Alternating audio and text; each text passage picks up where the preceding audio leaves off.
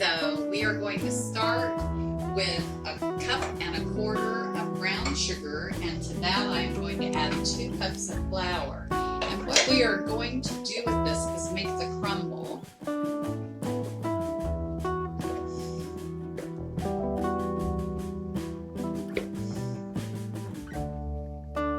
And now I'm going to add 4 tablespoons of butter.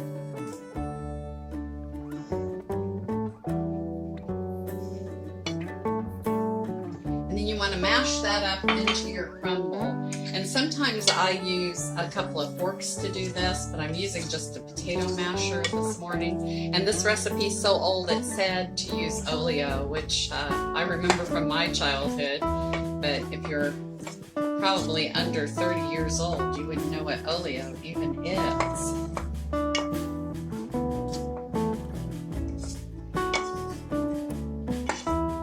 So once this is thoroughly done, you're going to hold out 2 cups of this mixture for your crumble, and the rest is going to become part of the pie filling. 1½ cups of hot water into a mason jar, and then we are going to mix 2 teaspoons of baking soda in there.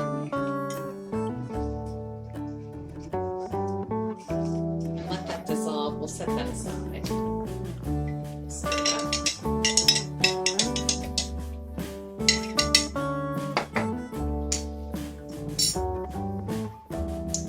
Now, to our original dough that we had left, or crumble as they call it, I'm going to add 2 beaten eggs, and these are farm fresh eggs that Galina has, just gathered from the chickens. Now, if you don't have farm fresh, of course, you can use store-bought. And those need to be beaten, just lightly beaten. You don't have to whip them or anything, okay?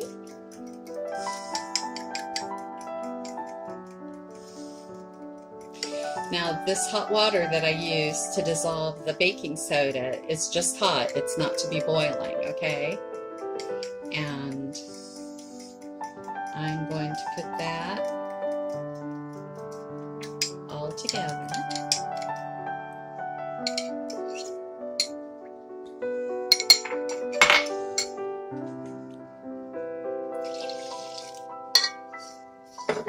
And now I'm going to add 2 cups of molasses. And we get this at Walmart, but if you're lucky enough to have the Amish or the Mennonites around you, they also usually carry really nice molasses in their dry goods stores and their markets, because they use it so often to sweeten things. So if you can't find it in your local store, you're going to have to go source it, the molasses.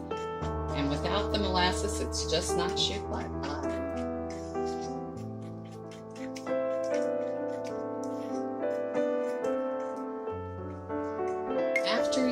After you add your molasses, you want to put in a pinch of sea salt. You don't want to use a lot of sea salt because it's very strong. And just mix that in to this brown, lovely, gooey mixture.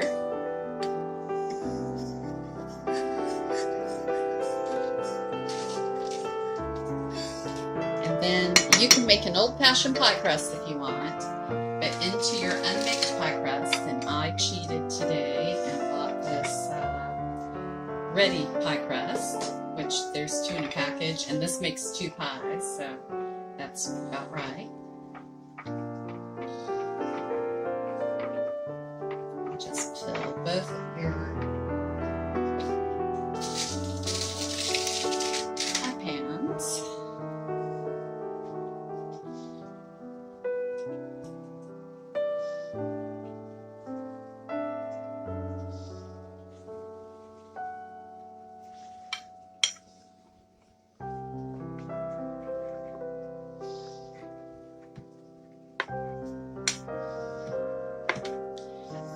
Your favorite crust.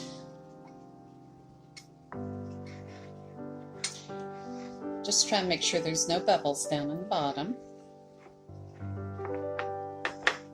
And you're ready to pour your mixture into your pies.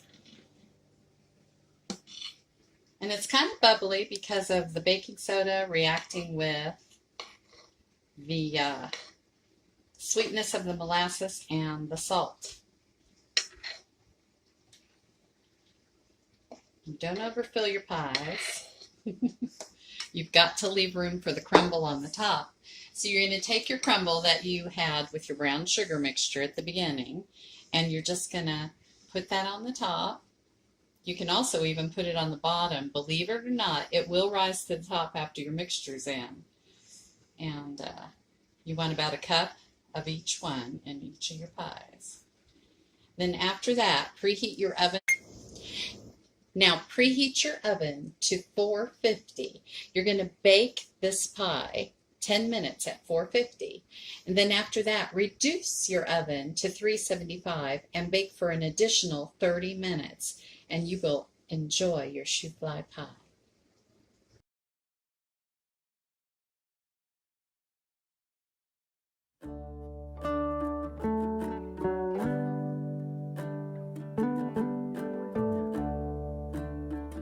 Well, here at the farm, we have one of our favorite dining room chairs. This one's Galina's, and she tells us that it's very uncomfortable. So she's unscrewed the top, and we are going to repad it and cover it with this wonderful Waverly Toile Gray that we got over at Walmart. And we're going to repad it with padding that they had for chairs over there, and we are going to show you how it's done. As I always say, you don't throw good furniture away, just like good friends. I'm going to take the corner, do it as taut as I can, take my staple gun, and voila. So now we're going to take the fabric straight across, now that we have the two corners done. And we're going to staple along the wood edge with our staple gun.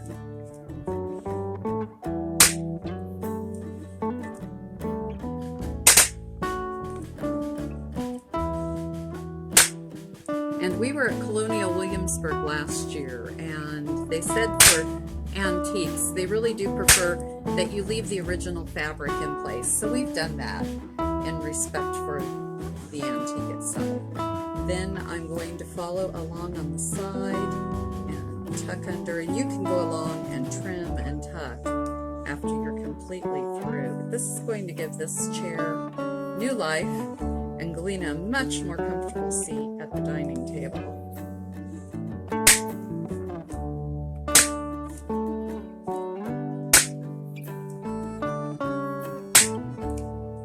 We'll do the same on the other side.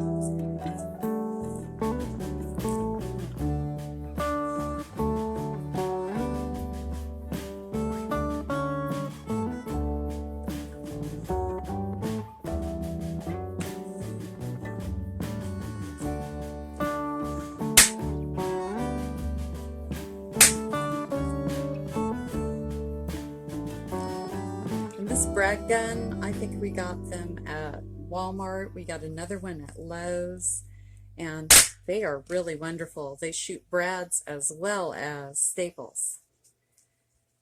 So I recommend you get that if you've got a lot of home repair to do or reupholstering. It goes really quickly this way. Okay, and when we get it on the chair, we'll be right back. So here's our beautiful chair, and Galina's going to sit on it and see if it's more comfortable for her now. Much better. Hi, welcome back to Abundant Living. We're here on the farm, and we're going to teach you to make traditional Russian vinaigrette salad today. I'm boiling the potatoes. When they cool off, we'll be right back. So our potatoes are cooled, and we're just going to rough chop those.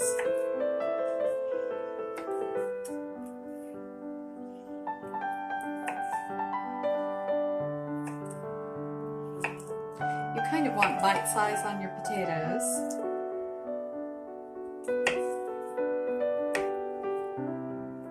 And And some people peel the skin, but I don't, because I'm always preaching to my children that that's where the vitamins are. And this was one of their favorite childhood salads. Our last 3 children were adopted from Russia, and this was a food that they could relate to right away, and it was pretty quick and easy for me to make. Wherever I went in Russia, I had different people teach me recipes so that my kids would feel at home in the States. So I'm just going to put those into a bowl. And then I just got some canned beets over at Walmart because this is not time for fresh beets. And don't get pickled beets, get regular beets. And because you don't want that on your chopping board, just kind of rough cut those. Stain your candles or anything. You pour those in. And fresh beets work fine. You just need to bake them, and clean them, and chop those in. If it were summer here, that's what we'd be doing. But in winter, we're kind of stuck with what we've got in the cans, and we're lucky to have them. So then just a can or half a can of peas, depending on how much you're making. Be liberal with your dill weed.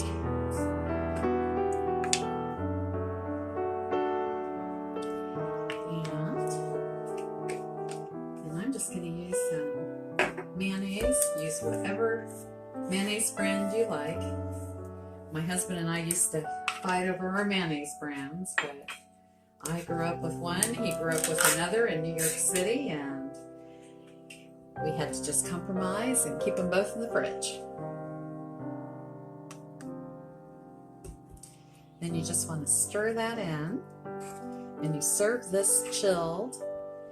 And if you're just tired of your old recipes and you've been in with COVID, I suggest you try this. Just spice up your life a little. And we'll be sharing a few of our favorite recipes with you.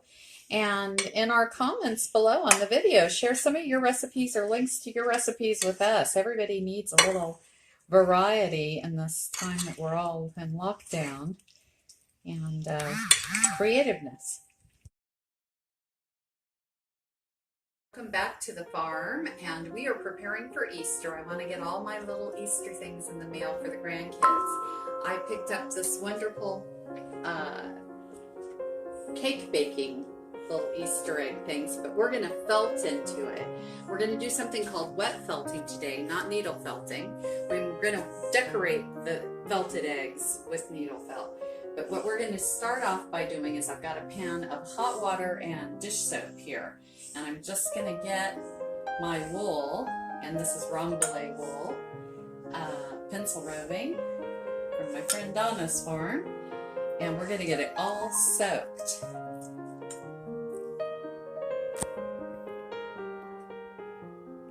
I just bubble wrapped and lined it with bubble wrap because when you're wet felting, you need the rough side of the bubble wrap up, and then I'm going to add some soap. What kind of soap is that? It is Ultra Deluxe. Okay, so just dish soap. Dish soap. Okay. Now I'm going to take the fiber out of the water, put it in here, and then I'm going to take this and then agitate it. Then do you add more dish soap or flip it or anything? Yeah, I'll flip it in a minute after I get it agitated on one side. And then we will put it into the mold. Now we'll flip it like so. And then I'm going to agitate it. It really starts to look like biscuit dough, doesn't it? It does. Okay. So now I'm going to wring it out like so. stick it into the mold so then it'll dry. So now that I have the Easter egg formed as much as I want with my felting needle, I'm taking this other felted beautiful green wool that Galina dyed, and I'm laying it over the egg, and I will felt that on as my next step until I have this egg completely covered in the green. So I'm putting on these cute little pink polka dots, and to do that I'm taking some of this hand-dyed wool that Galina's done and just kind of ripping it. It doesn't have to be in a circle yet.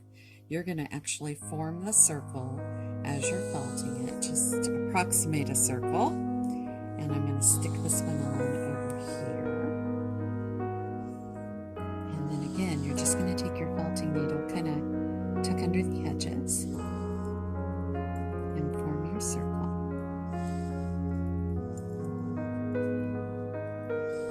And I just think this is going to be just the loveliest little egg. You could do the same thing, just taking a strip of the fiber, and you could make rickrack or any kind of pattern you wanted on your little Easter eggs. I think this is just turning out darling with the ballet pink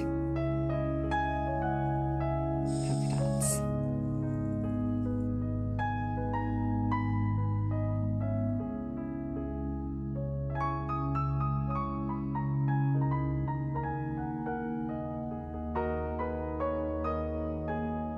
Somebody told me the cutest thing to do with little peeps, which are some of our family's favorites, and some Twinkies, which I've never actually bought in my whole life, but I did for this project, making a little race car.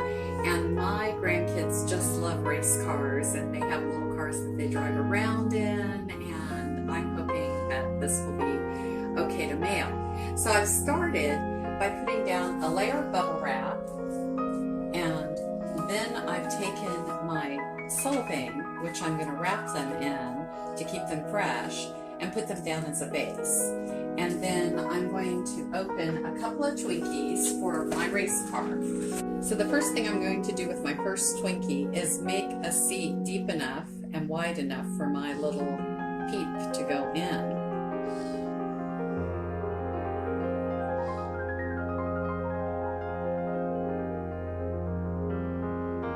And oh, for us, we have to eat these leftovers.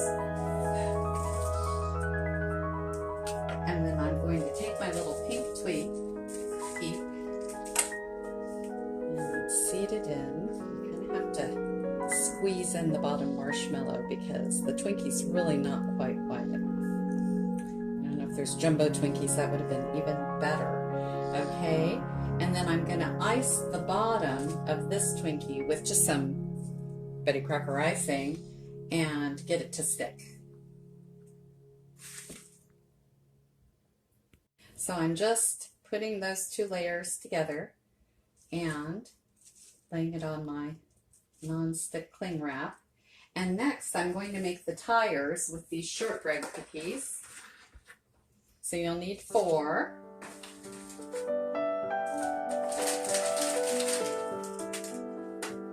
And I'm simply going to ice those tires. This is so quick and easy. You're going to love it. And if you've got any little speed racers in your life, they'll love it too. And it's all edible and no toothpicks or anything to worry about.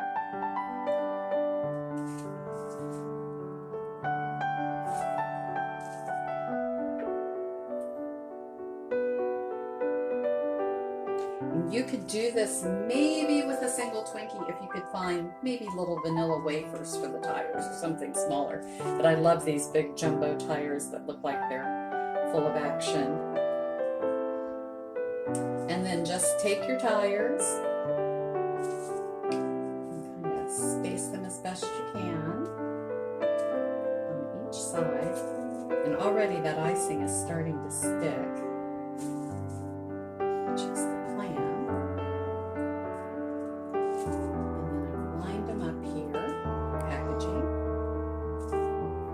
And then I'm just taking a pretzel to make the steering wheel with and sticking it down in that that same slot next to my Peep.